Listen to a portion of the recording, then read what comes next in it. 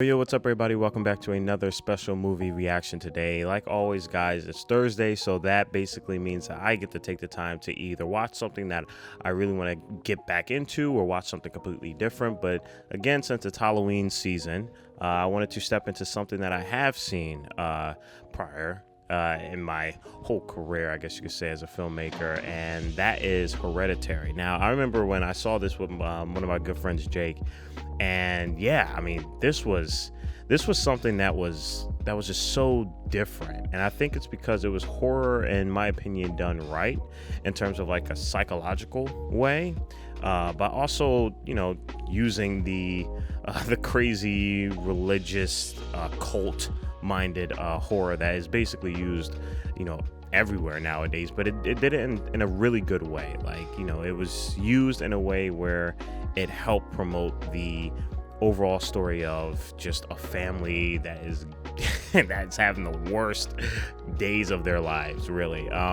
But yeah, I mean, I'm really excited to kind of step back into it. I know a lot of you guys have wanted me to look at this, even though, you know, you guys know that I've seen it before. You guys would still like to hear my commentary over it, and, you know, kind of like the thoughts and things that I've you know, may have been able to pick up, something that you guys may have not have been able to, you know, see during your first or second viewing. So that's always really cool to have. And, you know, before we get started with this, I just want to say thank you all for just like an awesome month so far. I mean, it's just so incredible. These spooky movies that I really love, you know, diving in towards, whether if it's my first time or second time looking at, I think it's always a value that we're able to help educate each other and help each other learn new ways of storytelling and filmmaking. And, you know, I think it's a win-win all around. So I just want to say thank you to the community for, you know, keeping it super respectful and just helping other people learn more about a film that they really love. And, you know, now they understand a little bit more than previously, and I think that's always a really good win. But like always, guys, I'm going to have a lot to say about this movie.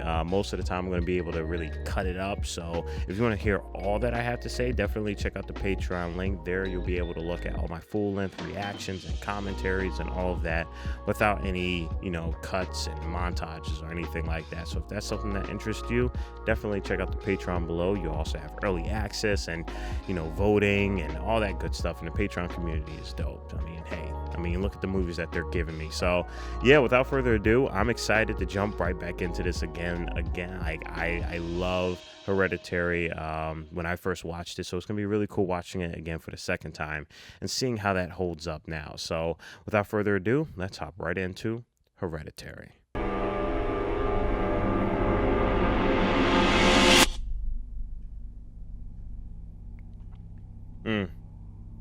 Love that opening shot, because you know exactly what happens at the end of that movie. Man, haunting cinematography. I'm really excited to kind of break this down and take a second to digest everything that's going on filmmaking wise with this, because there's going to be a lot.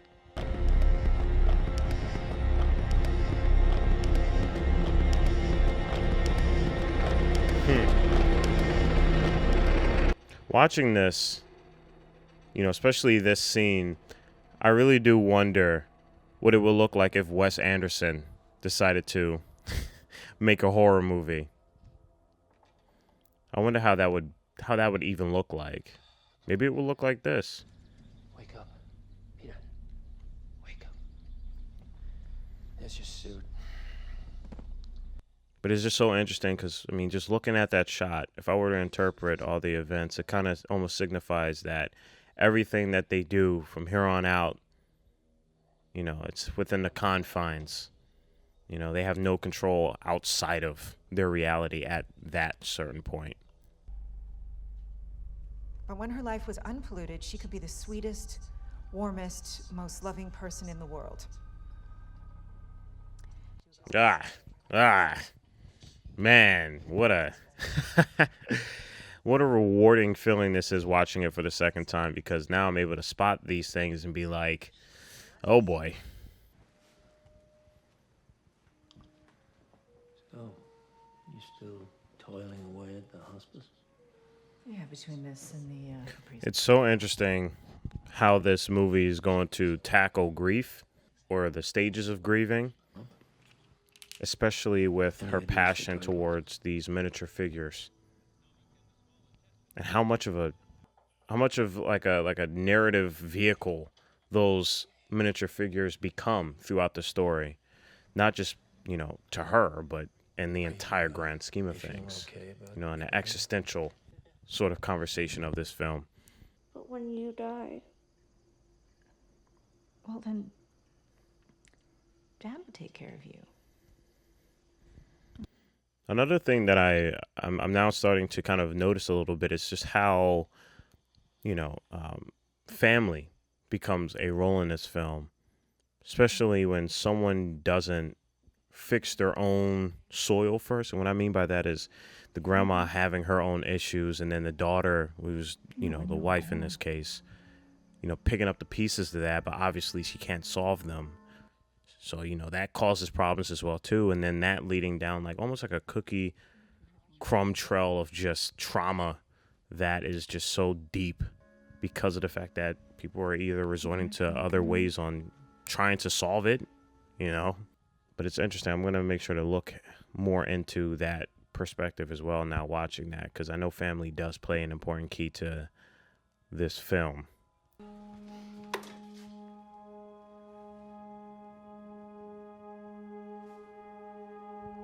Ah, my goodness. Oh, man. Oh, man. Yes. Whew. Still gives me chills. That is horror done so well right there. I love how they did that. The sound, gone. You're just left feeling something crawling up your spine. Unsettling. So, if we go by the rule that the hero is undone... Again, like, I really do feel like all the events that happen later on are just kind of like the byproduct of what's going on outside of this realm that we can't understand. That obviously the grandmother was, you know, meddling with. Never had any choice, right?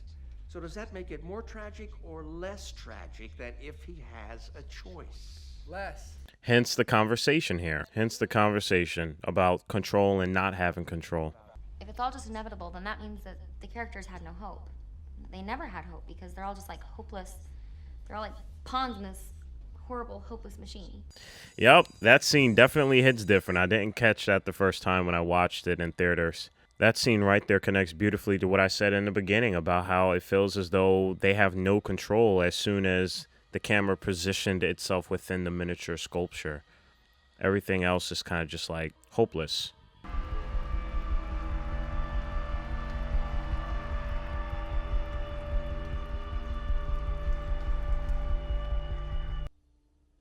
Why can't these old people just like, I don't know, learn how to use Facebook? Why do they always have to be meddling with demons? Sacrificing things. Like, can you just like, I don't know, learn how to send an emoji on Facebook first? My name's Annie. Hi, Annie. My mom died a week ago. Love how the camera's just slowly pulling in, you know, slowly moving its way. But I came to these a couple of years ago. Well, I was forced to come. And I guess it, Obviously, camera movement is incredibly important when creating a horror movie, or just any movie in general, but specifically when it comes to horror.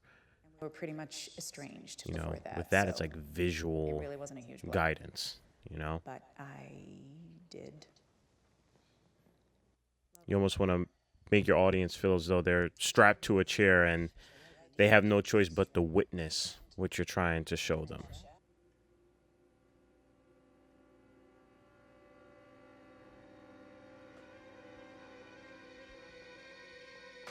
Oh, man, and the music from Colin Stetson, man, like, my goodness. I think I read somewhere, I think it was a beautiful way of describing his music, you know, the sounds that he creates as watching a sunset in hell or watching the sunrise in hell is beautifully haunting. Hey guys, Peter has weed.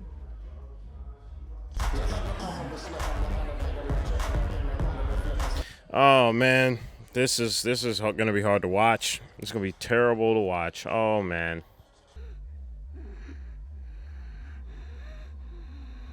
Are you okay? It's hard to breathe. Oh man, that face. That face. He. Oh gosh. It's getting bigger.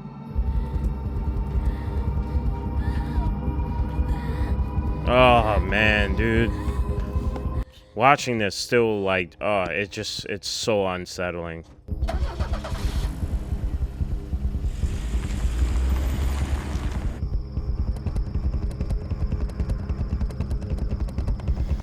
But just the way like the previous shots were kind of lined up. Again, it almost feels as if it's staged, just like how the miniature sculptures were, how those are staged. So the filmmaking, in a way, is like almost hinting of the fact that what's going to happen. And again, we go back to that story of control and how there's a lack of control. It's almost as if there's nothing that they can do, and that is the worst feeling. That's the sense of hopelessness is just terrible.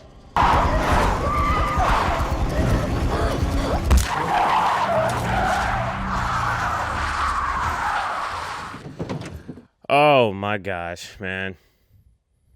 Ooh, I just got chills, bro. Wow. That right there, I love. I love that the camera just... My goodness. This movie does a brilliant job putting you in the position of these characters and making sure there's nothing you can do about it.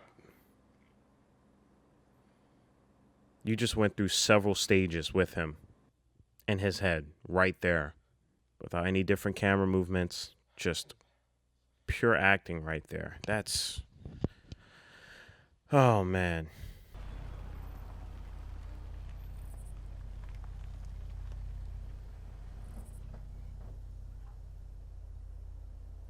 And not to mention that everything is framed as if it's part of a miniature. Just looking at this, how it's not necessarily a wide shot. It feels like they used a tight lens, but they just moved the camera back so everything still feels trapped, even though you're far away.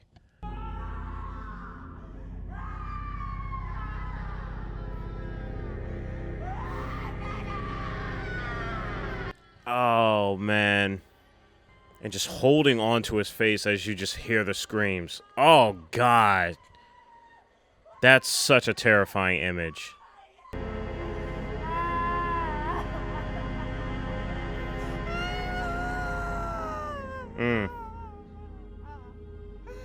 Again, like, I think there are so many different types of horror that you can tap into, because it all is the study of the human and how the mind works. You know, obviously you have Lovecraftian horror where it's almost as if the breaking of the mind is horror in itself, where it's almost speechless. And this is psychological horror. This is traumatic horror, where it's, you know, it's within your grasp. And I think it's because it's so real, that's what makes it so horrifying. I mean, man, this film does a terrifically, incredible job at capturing grief and pain, trauma, and everything that is very real with us. The conversations we don't want to have. And it puts us right here, right in the center of it all. Through its filmmaking, through its acting, through the lighting.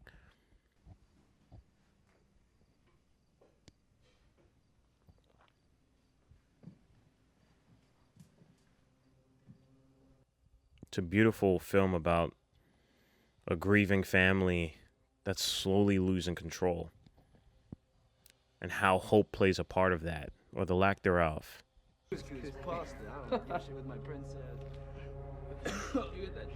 That's not good. I'm also noticing that when this family, instead of tackling their issues head on, they cling to things to help try to cope with it that isn't going to cope with it. Like, I think I'm having like a reaction.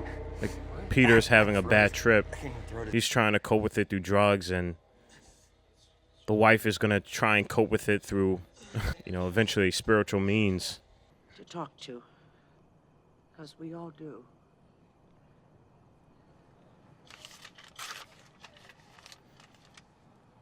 Man, the writing in this film is just it's so good. It's so good, and it helps even more that it's so wonderfully acted. Because I mean, just the little details that are in this script, the little details are just, oh my goodness. Watching it a second time is just so rewarding. It's so rewarding. Because now I'm able to look back at these moments with these characters and what they say and how they say it and how they're reacting. It's just so rewarding in the most sadistic way possible.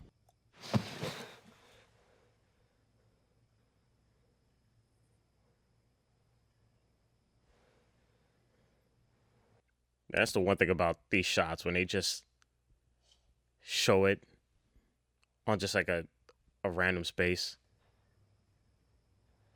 And it just lets the lighting and the composition speak for itself. That gives me shivers. That's like if you guys ever make like a horror movie, or if I make a horror movie, that's basically going to be that. Like, I love when they do shots where it just focuses on something and it just lets the darkness and the light just speak for itself. The void of it. I know The Conjuring did a good job at that, the first one. Scream.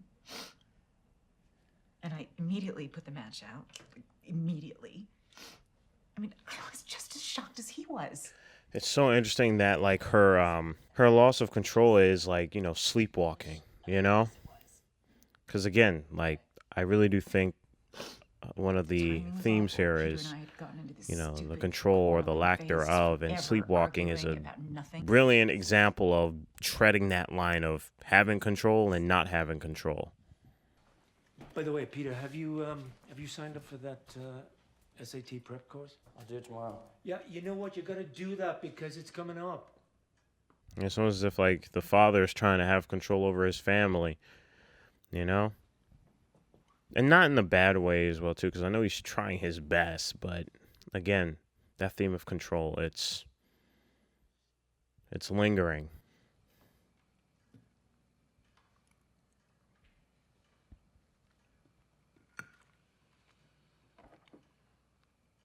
You guys ready for this dinner scene? Gotta love our dinner scenes in films, huh? That's how you know stuff is about to get real. Yeah, fine, release me. Just say it. Just fucking say it. Don't you swear at me, you little shit! Don't you ever raise your voice at me. I am your mother. Oh man. This is so unsettling. If you could have just said I'm sorry or faced up to what happened, maybe we could do something with this. But you can't take responsibility for anything. Oh man. This is so bad. Oh man.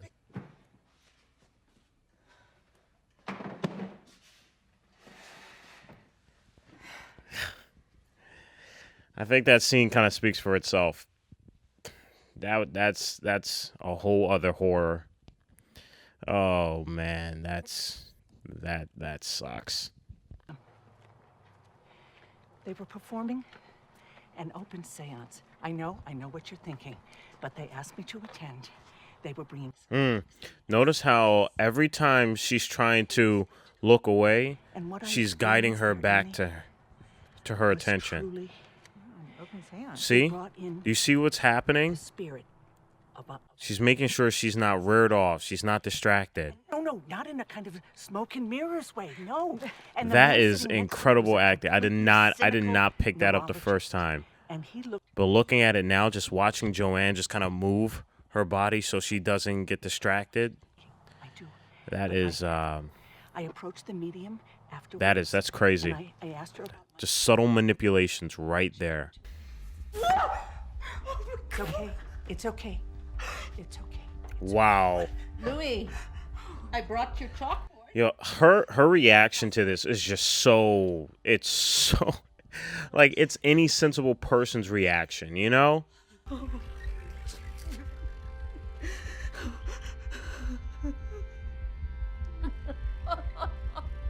Oh, Louis! And then this haunting music in the background just overwhelming the scene. Why are you scared of me? What? I never wanted to be your mother. Wow. Dang. Oh my goodness. Kill I me! did! I was trying to save you! Kill me!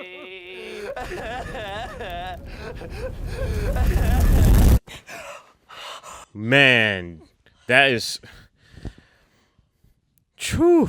That, like, those scenes almost remind me of Shutter Island. Just kind of like the bouncing back and forth between reality and, you know, not reality. Flexing? Wow! Yes! Thank you, Charlie. That was so good. This is so crazy. Oh my goodness.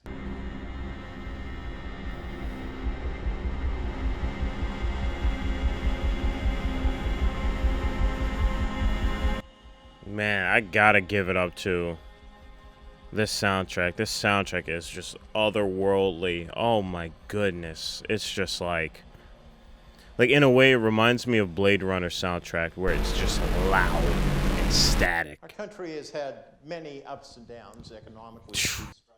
Also really love that transition.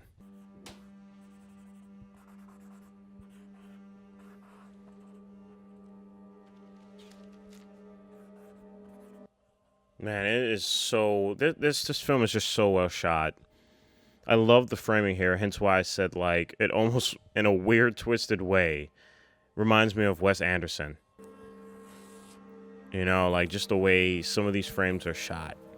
Obviously, you know, the correlation between that and the Dollhouse, you know, is pretty good comparison, but just even outside of the Dollhouse, the way they're able to composite some of these frames reminds me of his style of storytelling, which serves greatly here. Which sparks up the idea of, like, what if Wes Anderson decided to do a horror movie? Charlie?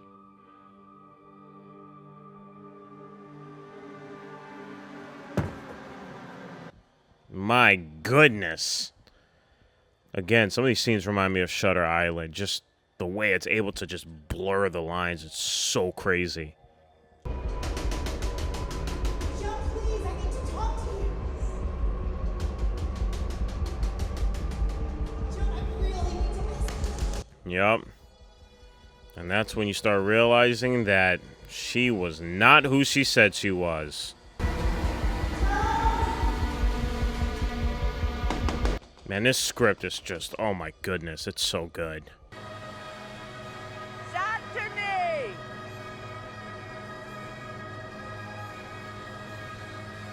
Dagony! Oh my goodness, man, it's just so haunting. Like, whoa.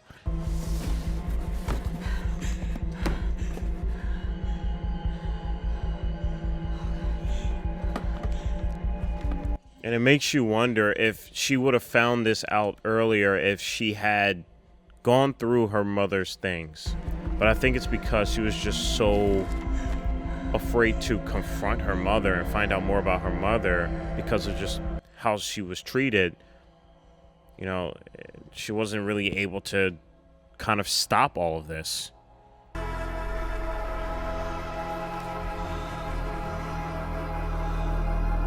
I would not want to be a part of that Facebook group. Oh my goodness.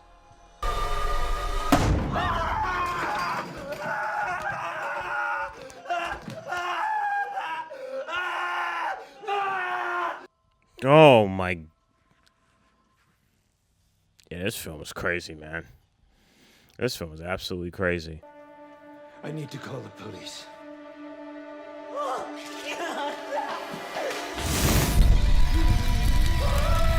Oh man. Terrible.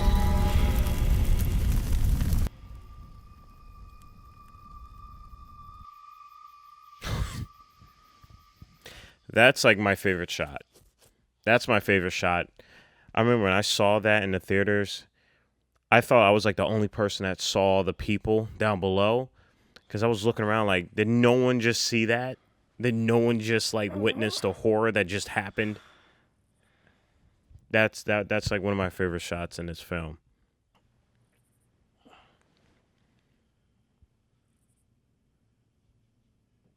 Golly, man. That is just that is unsettling. You can just see her perched up. Oh my goodness.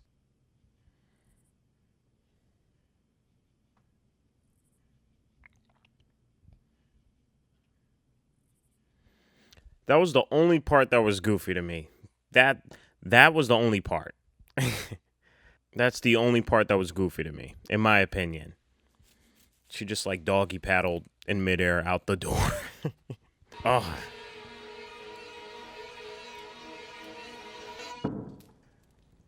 Terrifying. Oh my goodness. My God, man. Ugh. God. Everything I loved about that scene was just how well it was lit. You could just barely make it out. If you look, you could barely make it out, and that just that's just crazy. Oh man.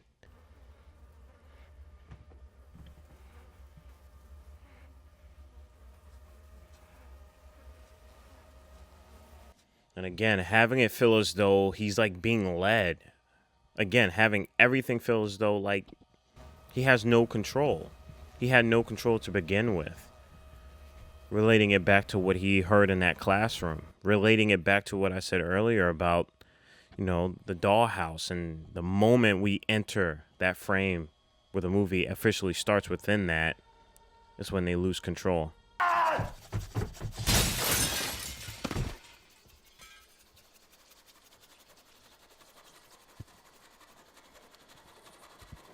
And you could still hear the cutting noises. And then you hear the like the thud of the head falling. Oh my God, man.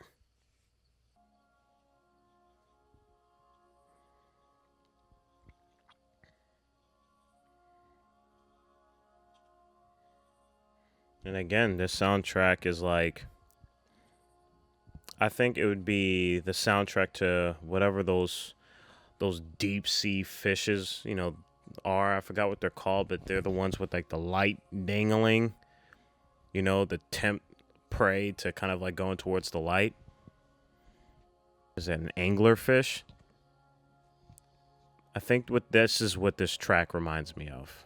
I think Colin Stinson did a great job making this soundtrack right here specifically sound like a sunrise or a sunset in hell. Just beautifully hopeless. False light.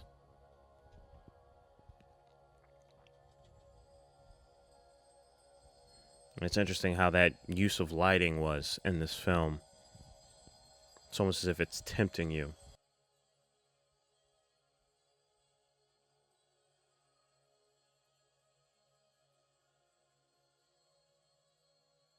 It's so interesting because you don't know what's going on, especially through his head. But he's doing a phenomenal job just portraying almost like that cosmic Lovecraftian feeling. Just something so existential.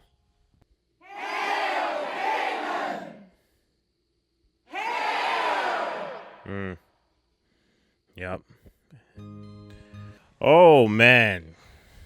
That was an awesome second watch, but that's probably going to be my last one because that's... oh, man, this film is crazy. All right, and that wraps up Hereditary, guys. Again, like I said, you know, in the beginning of the video, this is my second time watching this, but it's so good being able to watch it again with a more, you know, with more precise eyes for not only the filmmaking but the storytelling and, you know, clues that I may have not have seen during my first watch, which was actually in theaters with one of my good friends, Jake.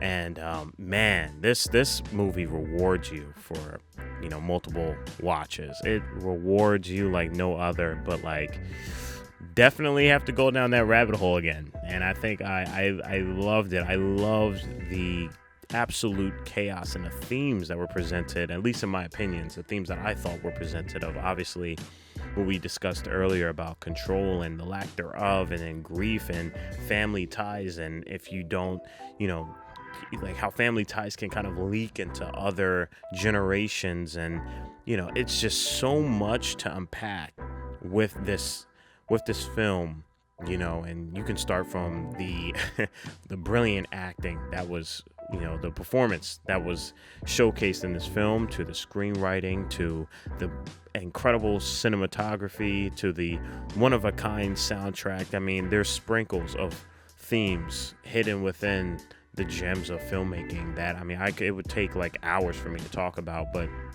you know, I think I would hope I did a good job, you know, touching on some of the themes that, you know, I thought, you know, were worth talking about in my end, or in my second viewing of this film.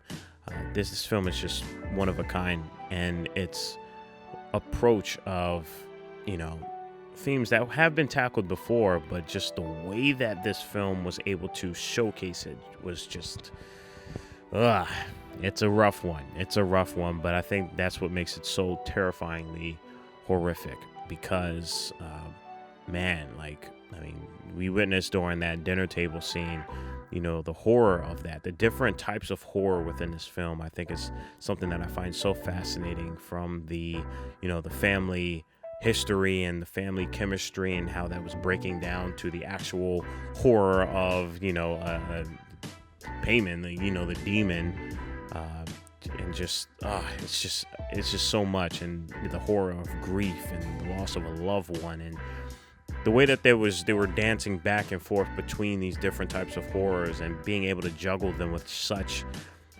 pacing is something that I truly admire with this film. So guys, tell me what you guys thought about Hereditary, your first reaction seeing this film. Did you watch it in theaters? How did you think, what were your thoughts about it? What are some of the themes that you thought were, you know, present within this film? And let's talk about it below. But like always, guys, definitely check out the full length. I had a lot more to say about it, but guys, this is crazy. I love this. Be healthy, be safe, stay hydrated, because we are just getting started. Purple jacket, pocket full of weed. Everything that I should ever need. Grab some matches cause they give them free. Just like my time. Hair pulled back in the backseat.